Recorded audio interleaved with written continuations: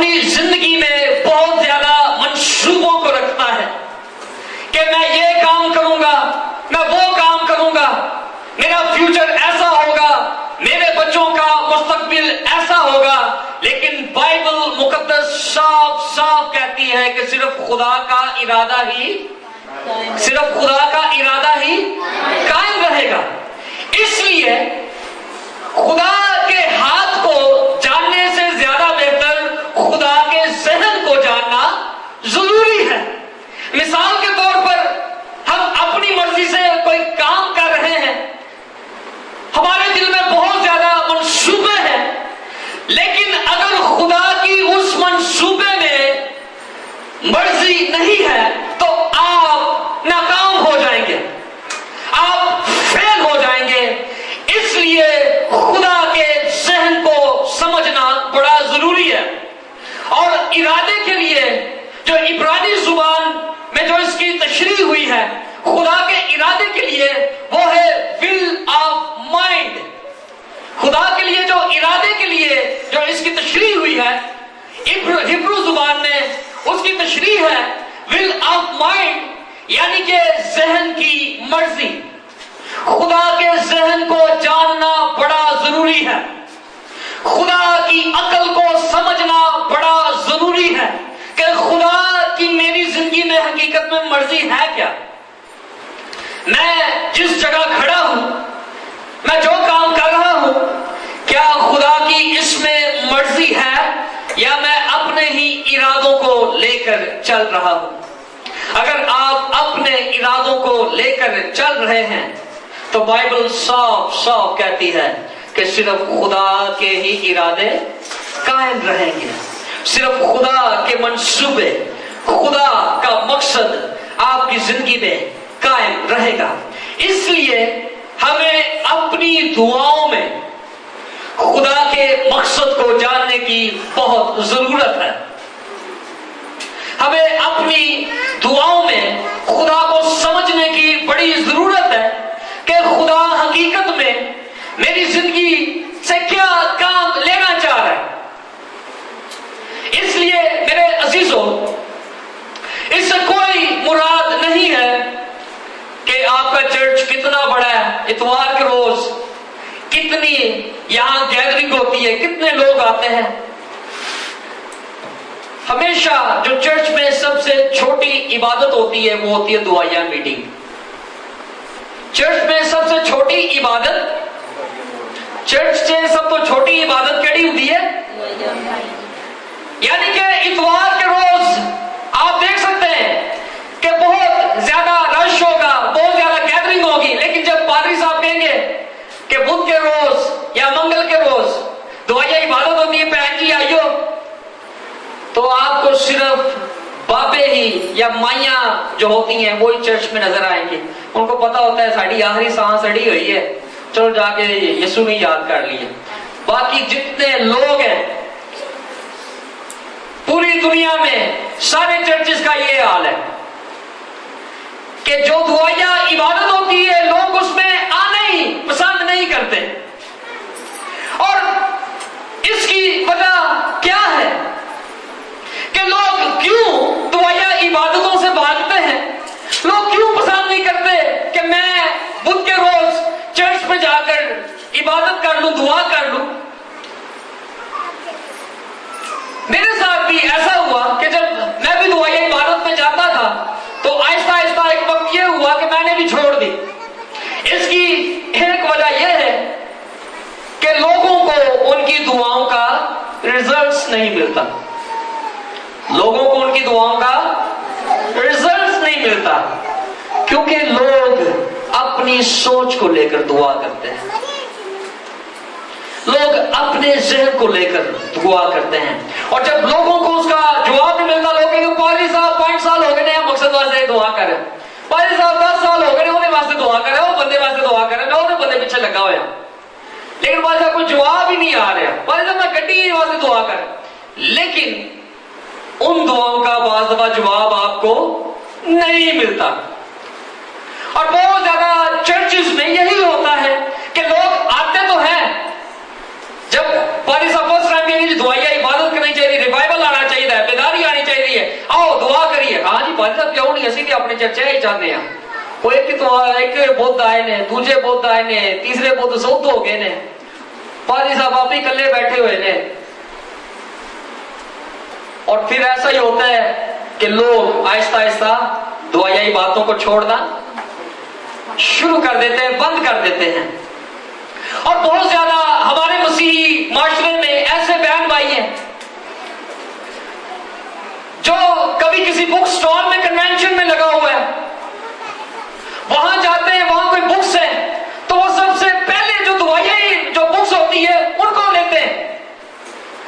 और बहुत ज्यादा घरों में आप देख सकते हैं कि दुआया किताबें बहुत होती हैं, लेकिन वो किताबें होती हैं पढ़ने वास्ते नहीं होती। ले लेते हैं लोग, ले लेते हैं दुआया किताबों को, लेकिन वो उसको पढ़ते नहीं है। दुआया किताबें अक्सर आप लोगों के घरों में, मेरे घर में तो है, आप किचन के अंदर आप एक बुक को देख सकते हैं और उस बुक पर बहुत प्यारी प्यारी तस्वीरें बनी होती हैं, कढ़ाई गोश्त दी, कोई टिक्के के लिए बनाने ने, की करने ने। और अक्सर खवातीन वो लेकर वो जो है उन्होंने किचन में रखी होती है, लेकिन वो उसका मेन्यू नहीं पढ़ती कि कैसे बनाना है, वो सिर्फ तस्वीरें देखने के लिए होती हैं।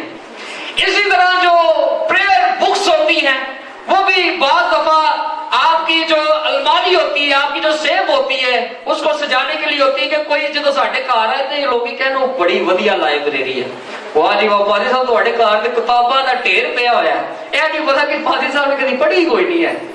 वो एक डेकोरेशन के तौर पर ऐसा हो जाता है। अक्सर घरों में ऐसा आप जाए, एक दफा मैं घर में गया तो उस वक्त मेरी पुरानी बाइबल थी, तो एक लड़का आया, कहते पादरी साहब तुझे पादरी हो गए, पुरानी बाइबल रखी हुई है। तो वो कहते हैं कि जो है पादरी साहब आपको बाइबल की कदर करनी नहीं आती, आपने बाइबल संभाल के नहीं रखी हुई। और वो सीधा गया, शलफ के ऊपर गया, ऊपर से उसने अपनी बाइबल निकाली, उसको वो उसने लपेटा हुआ था कपड़े में, ऐसे खोली है। कहता है 8 साल हो गए ना बाइबल, आज भी नवी दी नवी है। तो मैं क्या काका तो पढ़ी कोई नहीं है, पढ़ना दे दिन समझ आती कि बाइबल पढ़ने से जो है पता चलता है कि कितनी नई है और कितनी पुरानी है। और ये जो चीजें हैं आप अपने घरों में, अपनी जिंदगी में ये कॉमन आप देख सकते हैं कि लोग दुआ में उकता जाते हैं। अगर कहते हैं कि आपको नींद नहीं आ रही, दुआ करना शुरू कर दो, आप मीठी नींद सोओगे। बहुत ज्यादा ऐसे होते हैं क्योंकि लोगों की रूटीन नहीं बनी होती और लोग जिस मकसद के लिए दुआ कर रहे होते हैं खुदा का उसमें मकसद ही नहीं होता और फिर उनको उनकी दुआओं का जवाब नहीं मिलता। बाइबल मुकद्दस में मत्ती की इंजील उसका 6वां बाब और उसकी 5वीं आयत में लिखा है कि जब तुम दुआ करो, जब तुम यीशु मसीह कहता है जब तुम दुआ करो। दुआ ये कोई चॉइस का नाम नहीं है, दुआ करना कोई ऑप्शन नहीं है, दुआ हर मसीही ईमानदार की जिंदगी का लाइफ स्टाइल है। और कोई भी ऐसा ईमानदार जो दुआ नहीं करता, जिसकी जिंदगी का लाइफ स्टाइल दुआ नहीं है, वो हकीकी तौर पर मसीह यीशु से नावाकिफ है, वो खुदावंद यीशु मसीह को नहीं जानता।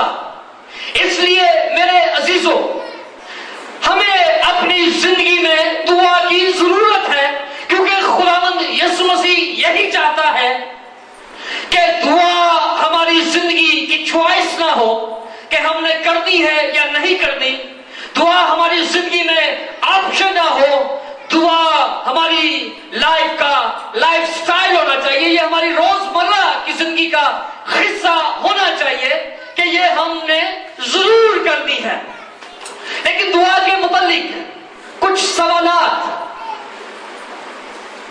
पहला जो सवाल खड़ा होता है कि अगर खुदा